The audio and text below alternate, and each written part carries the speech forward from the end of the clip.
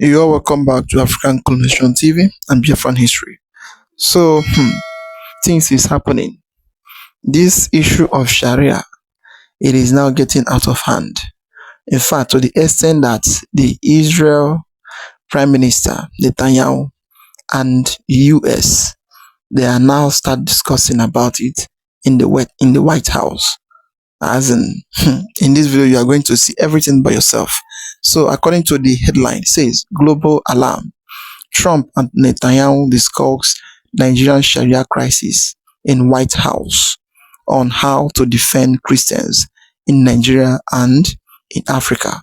So, this is not just ordinary news. It is a news that everybody need to sit down and watch, and you need to tap something from it for you to see how the issue surrounding this Sharia of a thing, the buying of Christian in Nigeria, and how the expansion of Africa, because they are doing it not only in Nigeria, they are expanding it to other African countries.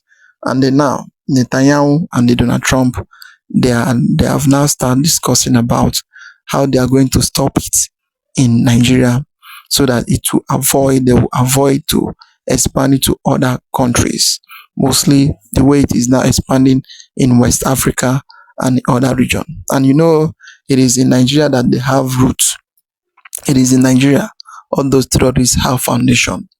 It is in Nigeria that they used to embrace them, give them amnesty, welcome them back to society after the soldier catch them, and they for some time they will now release them, grant the amnesty, and they welcome them back to the society. For some people, they will now take some and they train them, and some they will now bring some of them into the Nigerian military, and after everything, they will start buying people again. So in this video, Netanyahu and the Israel Prime Minister, they have now started discussing about the issue surrounding Sharia and the problem, the crisis around Nigeria and inside the country, how they are going to stop it. So this video, this our brother is going to explain to us a lot, and also the Israel Prime Minister and also the US President Donald Trump is the one that will talk by himself. It is not about AI. So it's about to watch, like, subscribe, and make sure you share it to go around, let others see what is really happening around the world. Nigeria. How did we enter White House press conference? Now, picture this. The cameras are rolling at the White House. Standing side by side are Donald Trump and Benjamin Netanyahu. They are talking about Syria, border security, terrorists. Then suddenly, Nigeria is mentioned. Christians in the Middle East and Christians in Nigeria. Wait, what? Since when did Nigeria become part of global security speech in Washington? Is this about terrorism? Is it about religion? Is it about global politics? Or is Nigeria now officially on the world's high-risk security radar? We are going to break it down now, calmly. Because when powerful leaders mention your country on a global stage, it is never accidental, let me tell you. And Nigeria must understand exactly what that means. Watch this video and we'll be right back. A peaceful border with Syria. Our interest is to have, and we openly say it, we want to make sure that the border area right next to our border is safe.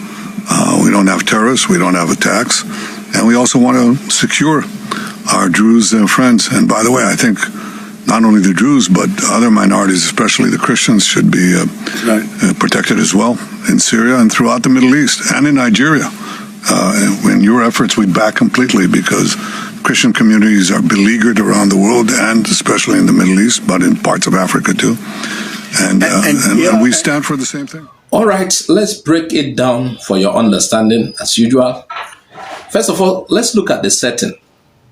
As you can see, Benjamin Netanyahu is there standing beside Donald Trump at the White House. And he mentions Nigeria while talking about protecting Christians and minorities. That is not small talk. That is high-level global messaging. Now, let's focus on Nigeria. Why bring Nigeria into that discussion? Nigeria is not Syria, remember. Nigeria is not Israel. So why mention Nigeria in a White House press conference?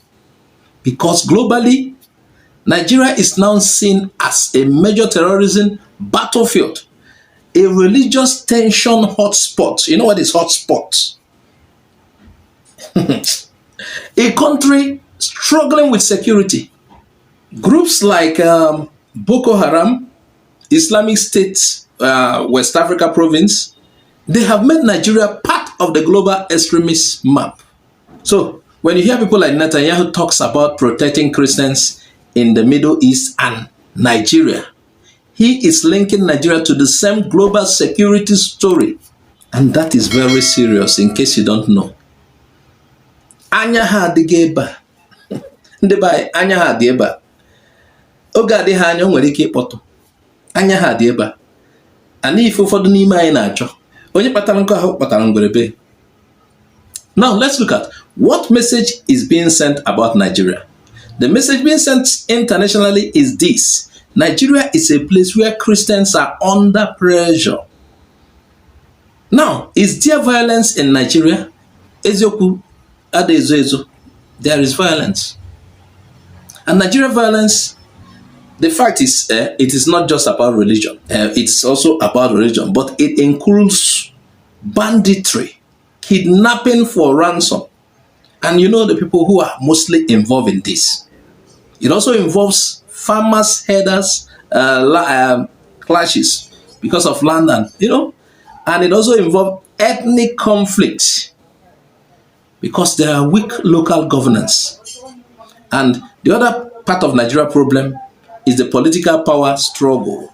But once it is simplified internationally as Christian versus extremists, that changes the global perception. And that is how it is, because that is the most common and very visible one. Now, you will ask, why mention Nigeria beside Trump, where Trump is? This part is important. Trump has strong support from evangelical Christians in America. You don't understand. Now, when Christian sufferings is mentioned, it touches American religious voters emotionally. And you already see many of them coming inside. They are watching. Enough of the lies. A lot of lies have been told. They are experiencing things by themselves. And at the end of the day, it will justify foreign policy actions of the United States. So, by mentioning Nigeria, Netanyahu is trying to connect Middle East conflicts plus African insecurity, Christian protection in one global narrative. Ana chịkọta okwu n'oge adịghị anya. Onye ma na ebe a ka ya esi sele isi anyị. But what could this mean for Nigeria? It can go different direction actually. Can result into a more attention. Nigeria could face more international reports about religious persecution. Nigeria could face more scrutiny from US Congress and more pressure on its government. And it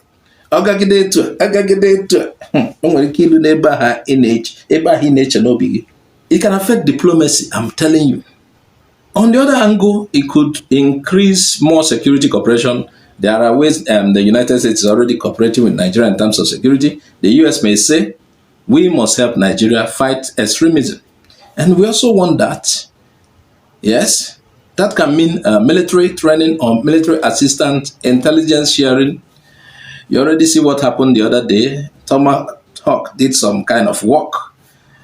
And then they can also get involved in counter-terrorism partnership. The US soldiers are already in Nigeria, you already know. Probably it could, the attention could come to Nigeria in a positive way. Now, if Nigeria is constantly framed globally as a Christian persecution zone, it can increase religious tension also internally inside Nigeria, and it can fuel propaganda as well. and it can create division between Christians and Muslims, and it's already doing so.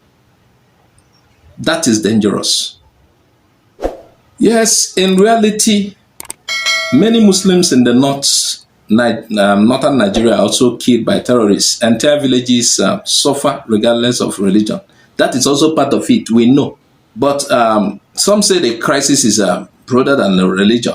There is how these guys are seeing it. And note, Nigeria is Africa's most populous country. Nigeria is a major oil producer. Nigeria is a regional power in West Africa. I don't know whether to say yesterday. Okay. If Nigeria becomes unstable, the West Africa becomes unstable. So the Western world, Trump, you are watching. So when leaders at the White House mention Nigeria, they are signaling Nigeria matters to global security. Now, is this good or bad for Nigeria? It depends on how Nigeria responds. This fight against terrorism, insurgency must be increased. It's not a case of, I love what somebody said. The reconciliation between a terrorist is, okay, whatever a terrorist is doing, it is between him and his maker. There is, I don't see, according to him, there's no need pardoning any terrorist. Let him go and reconcile with his maker.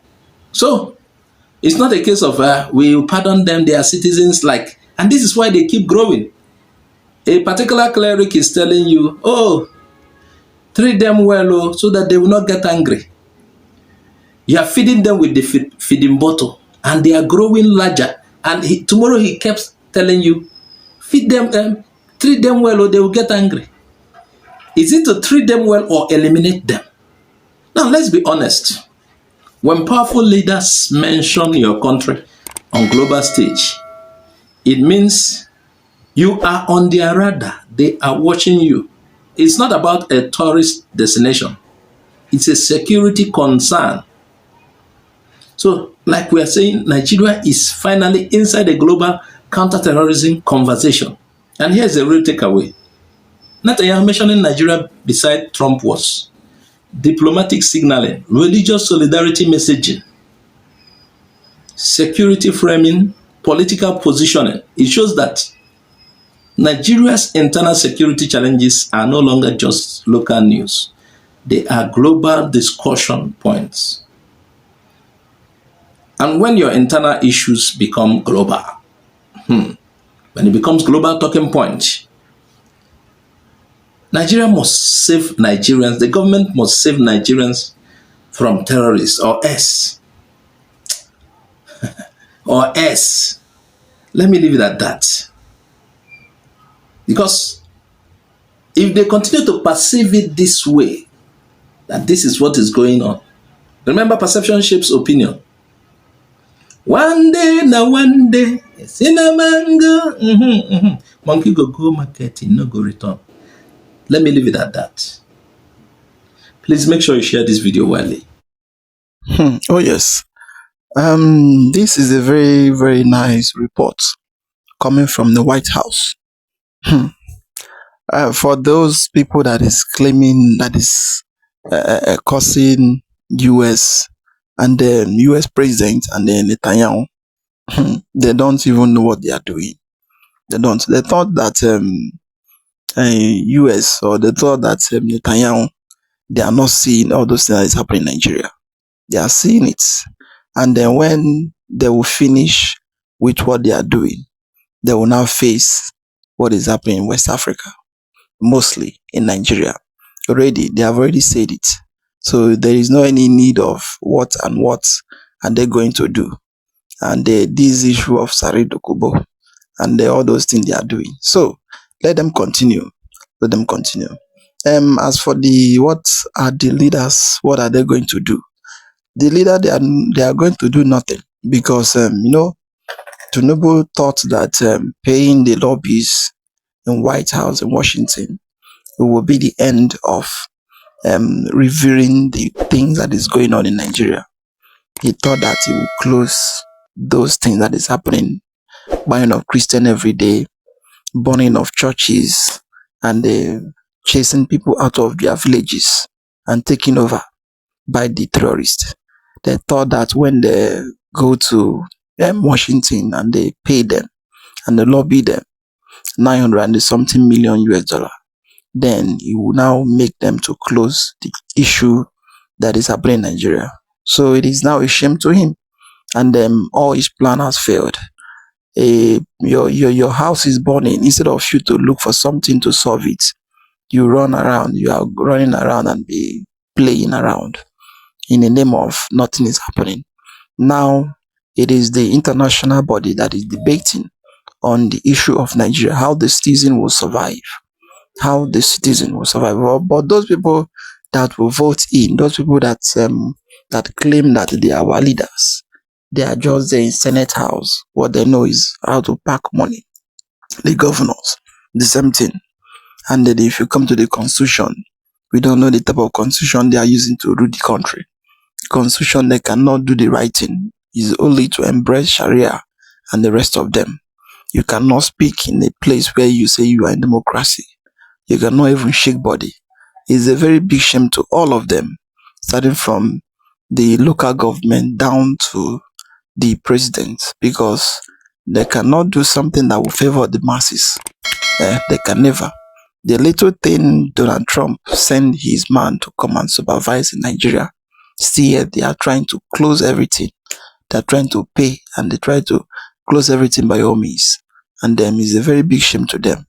Well, the issue of US and the issue of Donald Trump debating on Nigeria, we believe in what they are saying, and our own aim is that, number one, they should, in fact, the best way is to divide the nation.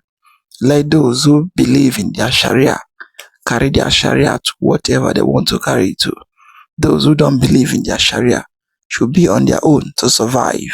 That is the thing. Because you cannot impose people Sharia on their head by force in the name of it is your God. What about their own God? Is it only you that have God? So what is it? That is it.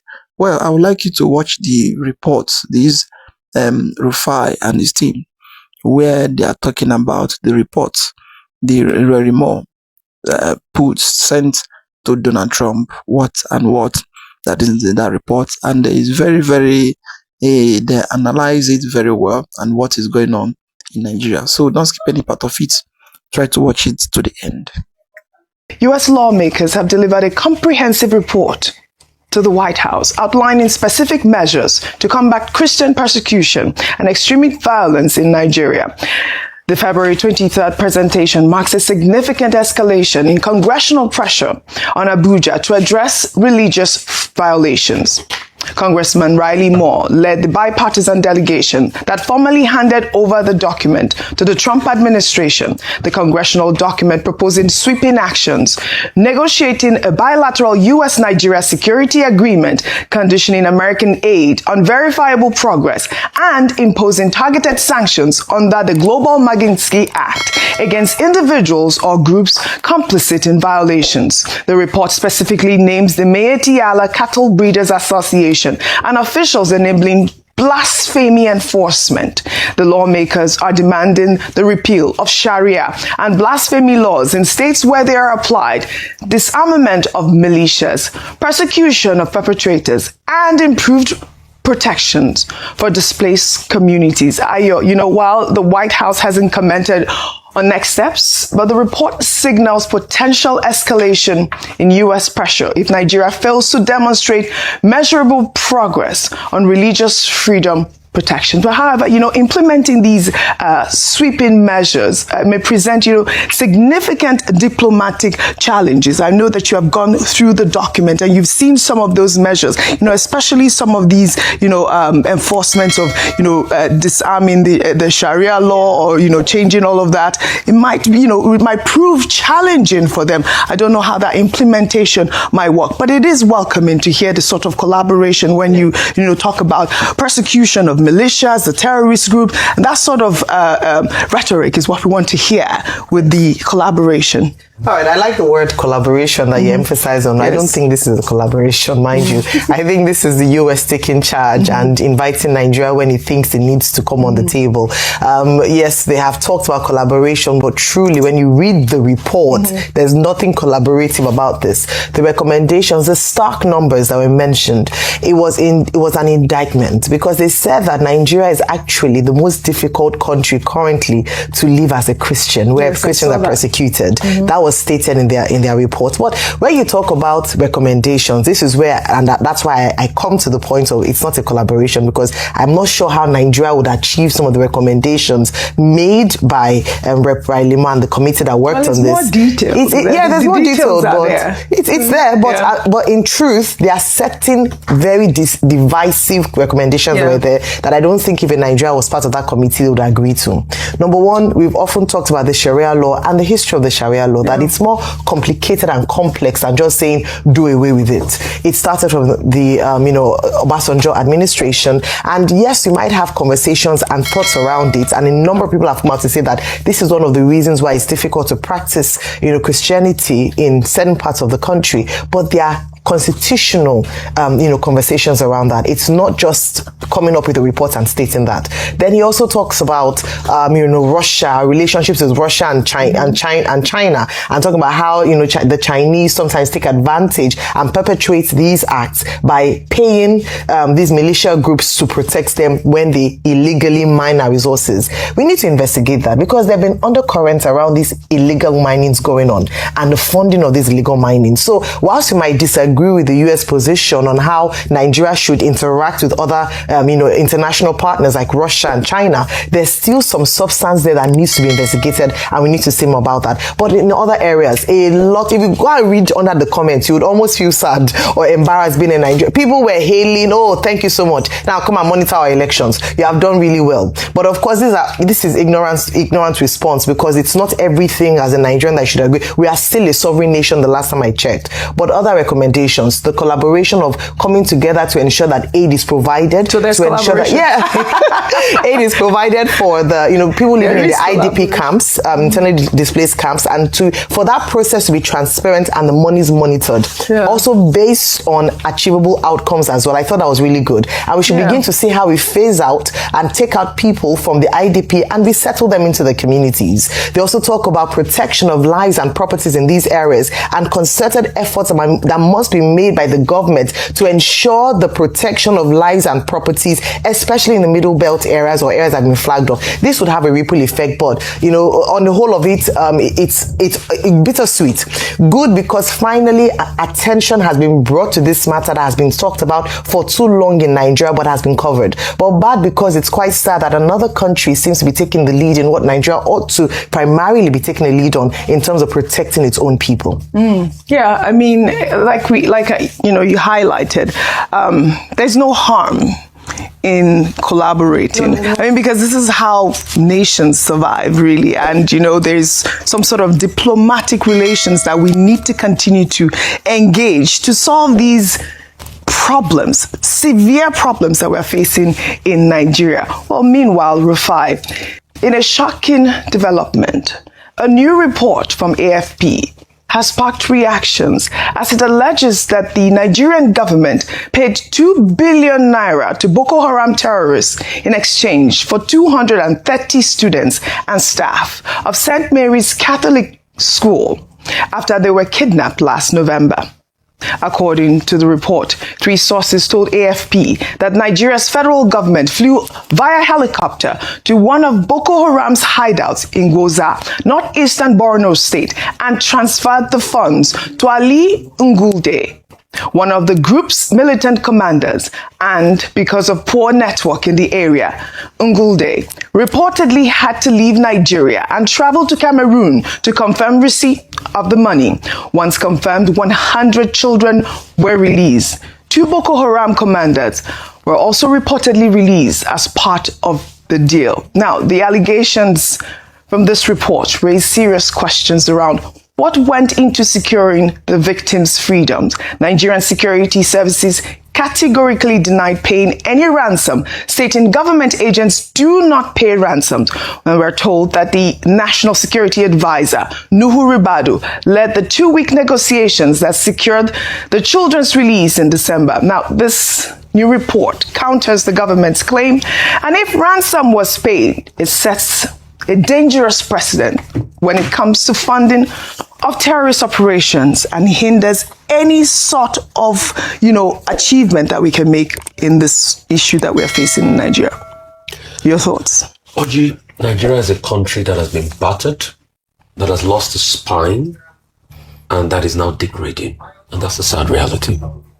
From the comments Ayo made as regards America trying to tell you what to do and not collaborating, it's an indictment to say they were trying to collaborate. They were upending your sovereignty right in front of you. Because if they tell you don't deal with Russia but deal with Hungary because Trump is close to Viktor Orban, they are upending your sovereignty. They are telling you that change your laws. They are telling you that we're taking responsibility for your country. Things you ought to provide as a sovereign nation for your people, you cannot provide it. They are taking away your sovereignty, upending your sovereignty. And you think it's something to be happy about. It's a reflection of a country that is on the spine, that is on its knees, that has lost the spine. It has also lost the spine because you can't fight insecurity. We keep asking, the Papiri people that happened, how did they get out? The National Security Advisor told us that don't worry, they will release them. We keep asking, if you do not kill these people in an operation, that means something must have happened. But you see, whatever allegations that they made at the pay ransom is a waste, Oji. You know why? Because some of the Papiri students were kidnapped in January when another attack happened around Niger. So when you look at what is happening in the country, you also now talk about the complicity. That's to show you that Nigeria has lost its spine. A case in point, still today, Oji, who ordered the military to leave 30 minutes before the KB girls were abducted? So can we also extrapolate by saying, were the KB girls too paid? Were ransom paid for the KB girls before they will have been released? Because that was how they were released. Without shooting, without anything. What kind of deal went on? Those are the questions, Rufai. And secondly, who ordered the military to leave 30 minutes before? Just like in the case of Woro, over 100 and something people have been kidnapped now. When they sent security reports, it took the military 10 hours to respond. Another point on complicity. When the village head in Woro sent a message to the security authorities, the bandits, the criminals, the terrorists intercepted that message, and that was why they strung. Another fourth point on complicity. So when you have all of this and the National Security Advisor just says they are releasing people, then it shows that the nation has lost its spine. You know why? Because the general affirmation of every nation is its sovereignty and it is right to be able to protect the people in Section 14 of Section 2. So if the government has lost it in any shape or form, then it is a case of water don't pass Gary or yam pepper scatter issue after yoro. So we are in a dilemma as we speak today, Oji. And that's why when I submit to you that we do not have security, people think I don't know what I'm saying. It's because I've looked at all the parameters and say that if you are protected in this country, it's just by the grace of God you sleep and wake up. Oji, if the men of the criminal world decide to attack or strike anybody close to you, they will do it without anything happening to them. That's the kind of country we are. And that's why you see America is dictating to us. And you can see that Nigeria government has lost its spine so much that in all of this conversation, instead of us to go ahead and take the fight to these people killing people in Jaws and in the likes and everything, what are we doing? We are paying millions to go and do PR and propaganda by trying to appease America, by telling America that we are trying to fight the problem when the problem is still on ground. All right. Successive governments failed, but the failure of these governments is ironclad. All right. Dr. Bati, I'd like your thoughts on the two story. The thing about America dictating to us and all of that, we should put this in proper context. America is not dictating to Nigeria. That has not happened. We cannot say America is violating our sovereignty. That has not happened. What has happened is that on October 31, 2025, the president directed Riley Moore and the committees on appropriation and foreign relations to go and investigate the alleged Christian genocide in Nigeria. Now, those congressional committees held hearings. Bipartisan trips were made to Nigeria. The Nigerian leaders met with the Americans and all of that. And Riley Moore had been mandated to submit a report to President Trump. What they have now done is that Riley Moore, leading the investigation committee, has now, with the committees, appropriation and foreign affairs, submitted a report to President Trump in the White House. All right. The United States has not adopted that report. The government of Donald Trump has not made any pronouncement on that report. Correct. The Nigerian government has also not responded to it. Correct. This is the opinion of the investigating team. Right. And what happens hereafter is when we will be able to make definitive statements. Right. One quick very point that I can make is about the recommendation that Nigeria should do away with the Sharia. That was what the Sharia is going to be a constitutional matter. Yeah. The process of how it came about has been well articulated by Matthew Hassan Kuka, now Bishop, in his book, Religion, Politics and Power in Northern Nigeria. Now, the decision when the 1979 Constitution was being formulated was that it would be a personal orthodoxy. Sharia is supposed to apply to persons who submit themselves to it. The abuse is the problem. Its conversion in Zamfara State in 1999, further emulated by other states in this country, into a criminal orthodoxy. That's where the problem is. So nobody can say President Tinubu can unilaterally abolish Sharia. He cannot do that. If it is a constitutional matter, it will have to go through the Constitution. All right. Oh yes. This issue of the program and the analysis they did is a nice one, but the other side, it is not well suited to some people's ear. Nigeria, the main reason why is like the America is taking over. They want to take over, or they want to take over some of the things that the government is not controlling. It's because of their complicit, and the government they don't care about their people. They don't care about the citizen that they are leading. They don't care about Nigeria. That is the main thing. You will see how people is buying every day. The governor, the president, what all their aim is, how they are going to get power in next coming election. So those kind of people, they don't look like people that will even think of human being is dying. They will never. As long as they are there, as long as they are voting them. If not that the issue of Donald Trump is coming out now, that is why it now look as if they are now talking about the people that is in ID camp, talking about how to chase away these terrorists that already occupy everywhere. So before you will talk or you will protest, mostly in the issue of protesting. Once you protest against the injustice that is going on in Nigeria, the next thing, they will shoot you. They will shoot you. And who they will shoot you is the same government personnel, is the same government soldiers and police that will shoot you. At the end, they will close it.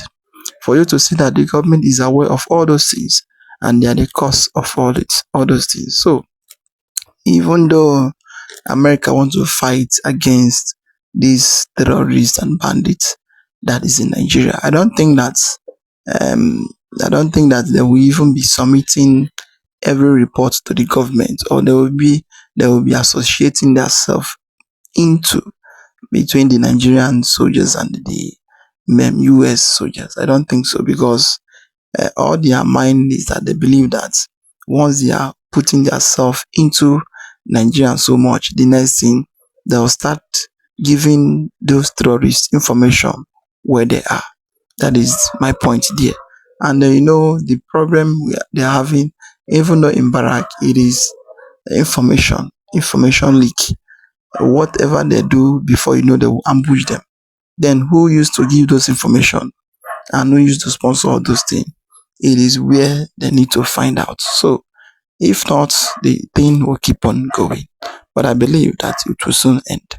Well, what do you think about the whole thing happening in Nigeria? Like, subscribe, and make sure you share it to go around. Let others see what is happening in the country. Say thank you for watching.